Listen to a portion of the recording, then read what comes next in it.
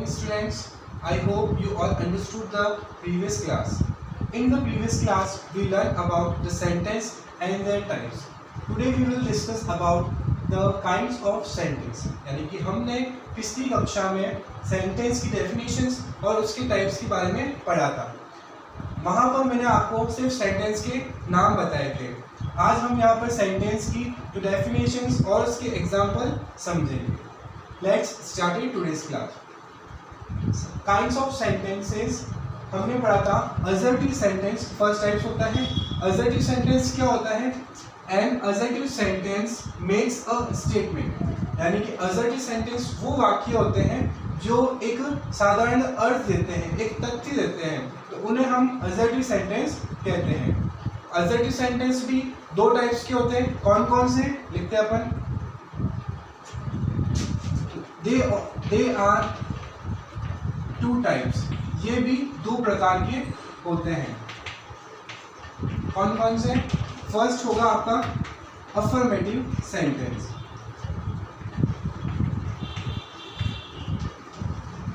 Affirmative जिसका structure होता है. तो स्टूडेंट्स आपको स्ट्रक्चर का नॉलेज अच्छे से होना चाहिए.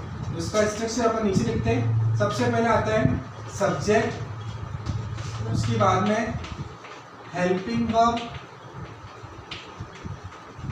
उसके बाद में मेन वर्ब और फिर ऑब्जेक्ट. तो ये अपने अफर्मेटिव का स्ट्रक्चर रहता है. आइए इसके एग्जांपल्स देखेंगे अपन. He works hard. यानी कि वह ही वर्क्स हार्ड, वह कड़ी मेहनत करता है. एक और एग्जांपल ले लेते हैं. She is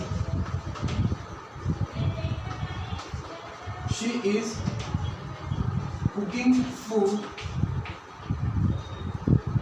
she is cooking food for us. यानी कि क्या होता है? She is cooking food for us, वह हमारे लिए खाना बना रही है. ठीक है, तो ये क्या हो गया? सी सब्जेक्ट हो गया, हेल्पिंग वर्ब, मेन वर्ब और ऑब्जेक्ट हो गया. तो शी इज कुकिंग फूड. तो हमने अफर्मेटिव सेंटेंस किया. अफर्मेटिव सेंटेंस क्या होता है? इसमें subject, helping verb, main verb और ऑब्जेक्ट रहती है. उसके बाद में हमने दूसरा किया था नेगेटिव सेंटेंस. तो नेगेटिव सेंटेंस क्या होता है? देखिएगा, नेगेटिव सेंटेंस का स्ट्रक्चर देखते हैं अपन. Subject plus helping verb plus not. यानी कि जो नेगेटिव सेंटेंस क्या होता है? इसमें थर्ड नंबर पे नॉट आता है. उसके बाद में मेन वर्ब प्लस ऑब्जेक्ट. तो ये अपना हो गया नेगेटिव सेंटेंस. आइए इसके एग्जांपल्स देखते हैं. जैसे कि ही वर्क्स हार्ड था, इसी एग्जांपल का अपन नेगेटिव बनाएंगे. तो ही सब्जेक्ट हो गया. अब हेल्पिंग वर्ब, यहाँ पर ये प्रेजेंट टेंस है इसलिए यहाँ पे हेल्पिंग वर्ब का यूज नहीं हुआ है. तो अपन को डू या डज में से कोई एक चुननी है. तो अपन ही सिंगुलर है, तो सिंगुलर के लिए क्या आता है? डज आता है. तो इसका हो जाएगा ही डज नॉट. ठीक है, अब वर्क्स है तो उसमें एस हट जाएगा, तो वर्क्स हार्ड. तो देखिए यहाँ पे एस क्यों हटा? क्योंकि रूल्स ये बोलता है कि अफर्मेटिव में वर्ब के साथ में एस या फिर एस आता है. बाकी जो भी टेंस है नेगेटिव, इंट्रोगेटिव, उसमें एस एस नहीं आता, तो इसलिए यहाँ पे हट गया. उसके बाद में ये वाला जो एग्जांपल है she is cooking food for us, उसको अपन को नेगेटिव में कन्वर्ट करना है. तो क्या हो जाएगा? She is not. यानी कि नॉट कौन से नंबर पे आता है? थर्ड नंबर पे. तो शी इज नॉट, बाकी वैसे तो वैसा, cooking food for us. Okay students, तो अपना अफर में असर्टिव सेंटेंस यहाँ पर कंप्लीट हुआ है. सेकंड अपना है इंट्रोगेटिव सेंटेंस. अपन उसके ऊपर आते हैं.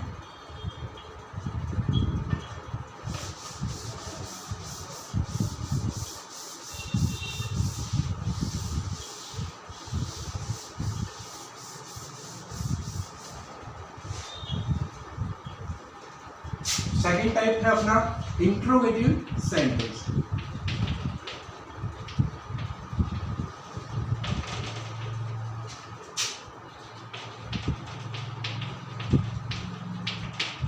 इंट्रोगेटिव सेंटेंस क्या होता है स्टूडेंट? यानी कि ऐसे वाक्य जो हमें प्रश्न पूछते हैं, जैसे कि क्या आप स्कूल आओगे, क्या आप घूमने जा रहे हो। तो ऐसे अगर कोई भी प्रश्न आते हैं तो वो अपने इंट्रोगेटिव सेंटेंस में आते हैं। इसकी डेफिनेशन लिखते हैं अपन। तो an interrogative sentence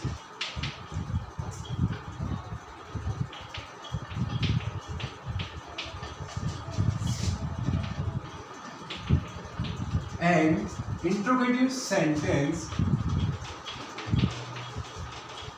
which ask a questions, यानी कि जो हमें प्रश्न पूछते हैं। तो बताओ इंट्रोगेटिव सेंटेंस क्या होता है? An interrogative sentence which ask a questions, जो हमें प्रश्न पूछते हैं।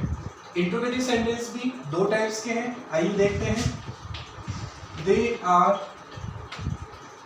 two types. इनकी कैटेगरी रहती है।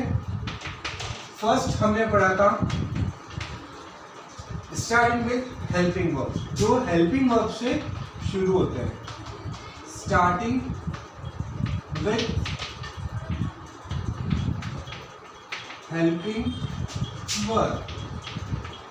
ओके स्टूडेंट, तो हम जो ऐसे सेंटेंस जो हेल्पिंग वर्ब से शुरू होते हैं, ठीक है। तो ये इसका स्ट्रक्चर देखते हैं अपन। हेल्पिंग वर्ब से शुरू हो रहा है तो पहले हेल्पिंग वर्ब भी आएगा। अब यहाँ पे मैं शॉर्ट में लिखता हूँ, ओके। हेल्पिंग वर्ब की शॉर्ट फॉर्म HV।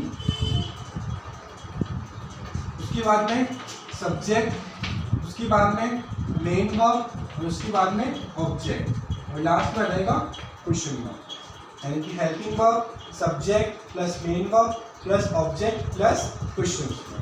ओके, अब इसके एग्जांपल देखते हैं।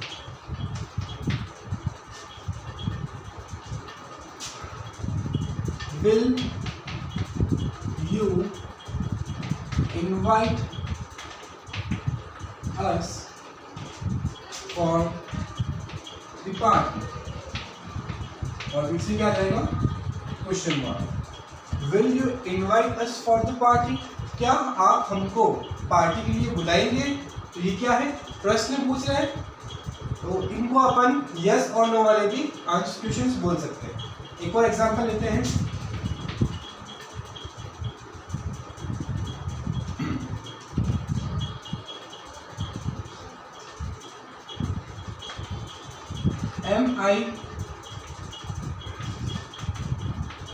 Am I go for market?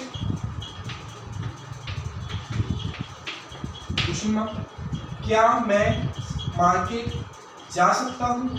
क्या मैं बाजार जा सकता हूँ? तो ये कौन से हो गए? हेल्पिंग वर्ब वाले सेंटेंस। तो देखो ये विल, ये फ्यूचर की है और ये प्रेजेंट कंटिन्यूअस की है। ये क्या हो गई? हेल्पिंग वर्ब आ रहा है, उसके बाद में सब्जेक्ट आ रहा है, उसके बाद में वर्ब्स आ रही है और फिर ऑब्जेक्ट आता है। तो हैव यू अंडरस्टूड? ओके, फिर अपन सेकंड वाले पे आते हैं जो कि WH वर्ड से यूज होते हो। उसको अपन बोलते हैं स्टार्टिंग विथ WH वर्ड, यानी कि ऐसे वाक्य जो WH वर्ड से शुरू होते हो। तो इसका स्ट्रक्चर भी देखते हैं अपन, ध्यान से समझिएगा। सबसे पहले WH वर्ड आएगा, उसके बाद में हेल्पिंग वर्ब, उसके बाद में अपना क्या आएगा सब्जेक्ट, उसके बाद में मेन वर्ब प्लस ऑब्जेक्ट और प्लस क्वेश्चन मार्क। ठीक है, तो इंट्रोगेटिव क्वेश्चंस में WH वर्ड की पहचान बहुत इजी है। आपको आगे क्या मिल जाएगा? WH वर्ड मिल जाएगा। इसके एग्जांपल लेते हैं अपन।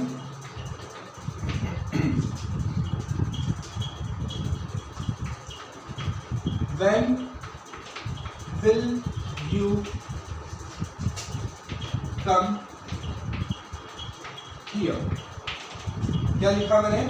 When will you come here? कि आप यहाँ कब आ रहे हो? ओके, एक और ले लेते हैं अपन। How are you? इसका मतलब क्या होता है कि आप कैसे हैं। तो देखिए इंट्रोगेटिव सेंटेंस क्या होता है? Interrogative sentence which ask a question, जो हमें प्रश्न पूछते हैं।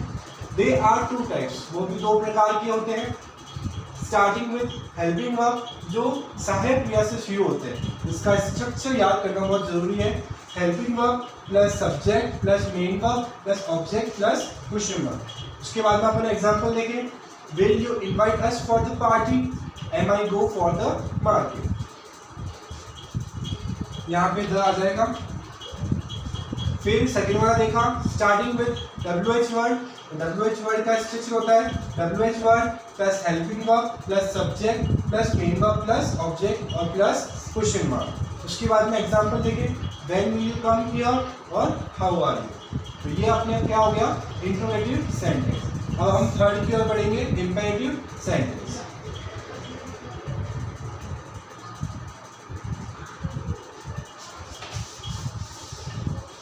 ये बहुत ज़्यादा इंपॉर्टेंट है, इंट्रोगेटिव और एडजेक्टिव।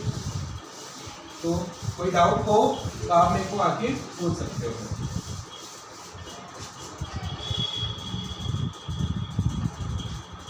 ठीक है, थर्ड नंबर हो जाएगा अपने इंपेरेटिव सेंटेंस। जब मैंने आपको स्ट्रक्चर टाइप्स करवाया था तो वहां पर बताया था कि इंपेरेटिव सेंटेंस क्या होते हैं। एक बार अपन वापस देख लेते हैं। इंपेरेटिव सेंटेंस वो सेंटेंस होते हैं जो अपने प्लीज काइंडली से शुरू होते हैं, जिसमें रिक्वेस्ट दिखता है, जो मेनली मेन वर्ब से शुरू होते हैं, यानी कि वर्ब की फर्स्ट फॉर्म से शुरू होते हैं। तो आइए इसकी डेफिनेशन लिखते हैं। इंपेरेटिव सेंटेंस एक्सप्रेस, अब क्या एक्सप्रेस करते हैं, क्या बताते हैं? तो वो बताते हैं रिक्वेस्ट, ओके, ऑर्डर, ये ऑर्डर हो तो वो बताते हैं और command and command.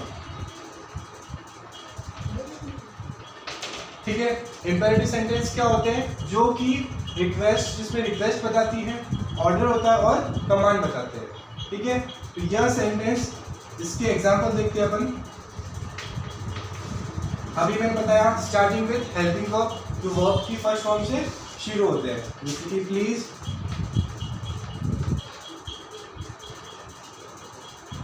Please give me a glass of water. ठीक है, क्या हो गया?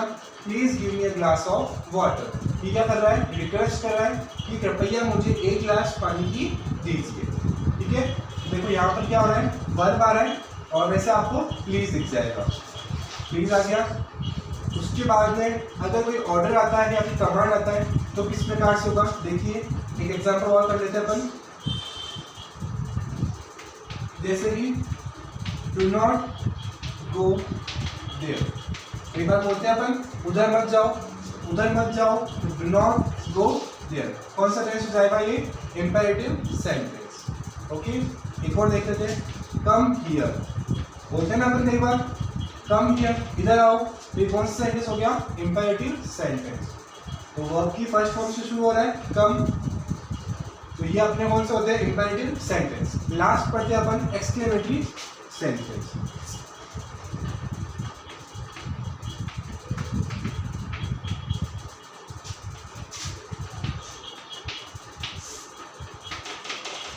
एक्सक्लेमेटरी सेंटेंस क्या होता है स्टूडेंट्स? जो एक सडन फीलिंग्स दर्शाता है, वह एक्सक्लेमेटरी सेंटेंस होता है। आइए इसकी डेफिनेशन लिखते हैं। Exclamatory sentence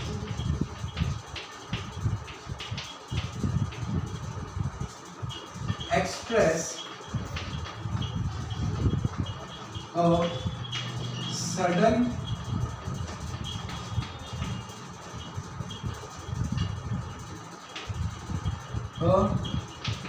sudden feeling, double D आएगा, सडन फीलिंग और इमोशन। यानी कि एक्सक्लेमेटरी सेंटेंस वो होते हैं जो कि एक सडन फीलिंग्स बताते हैं, यानी कोई काम अगर अचानक होता है ना, कोई भाव बताते हैं, कोई दुख का भाव हो, सुख का भाव हो, तो वहां पर हम एक्सक्लेमेटरी लेते हैं। इसके एक्सक्लेमेटरी जो साइन होता है वो क्या होता है, देख लो इसका जो चिन्ह एक्सक्लेमेटरी साइन वो रहेगा, एक बिंदी और एक बिंदु। अगर ये आपको कहीं दिखता है तो कौन सा सेंटेंस होगा, एक्सक्लेमेटरी सेंटेंस। आइए इसके एग्जाम्पल देखते हैं, जैसे कि वाव, सुना होगा आपने वाव, व्हाट अ ब्यूटीफुल मोमेंट, कि वाव व्हाट अ ब्यूटीफुल मोमेंट, कि कितना अच्छा नज़ारा है, कितना अच्छा पल है। एक और देख लेते हैं, एक सूखा हो गया, एक भूखा लेते हैं, जैसे कि अलास। अलास हम यूज़ करते हैं सैड फीलिंग्स के लिए, सैड इमोशंस के लिए। अलास ही इज नो मोर।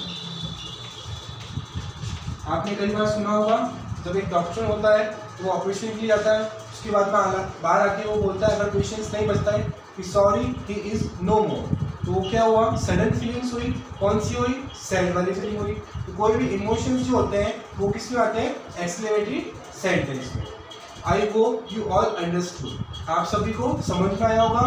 आज जो मैं होमवर्क दूंगा वो आपको वैसा का वैसा अपनी नोटबुक में करना है, ठीक है। Thank you class.